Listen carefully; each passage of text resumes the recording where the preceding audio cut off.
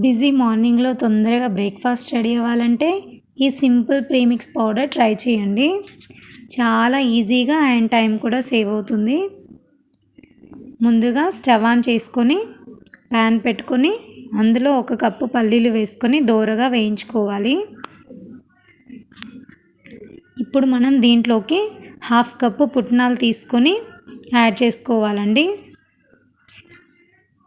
దీంట్లోనే 2 స్పూన్ల ఆయిల్, 6 ఎండుమిర్చి, 5-6 వెల్లుల్లి, 1/2 టీ స్పూన్ జీలకర్ర, సాల్ట్ వేసుకొని కలుపుకోండి. వీడియో తీసాను అనుకున్నానండి కానీ మిస్ అయింది, సారీ అండి.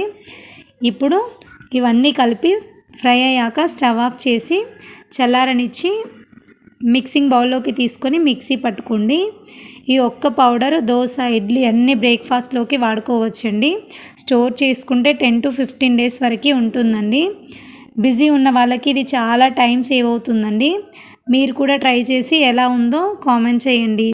మీరు కనుక ఫస్ట్ టైం నా వీడియో చూస్తున్నట్టయితే లైక్ చేయండి, షేర్ చేయండి. మరిన్ని వీడియోస్ కోసం మా ఛానల్ని సబ్స్క్రైబ్ చేసుకోండి.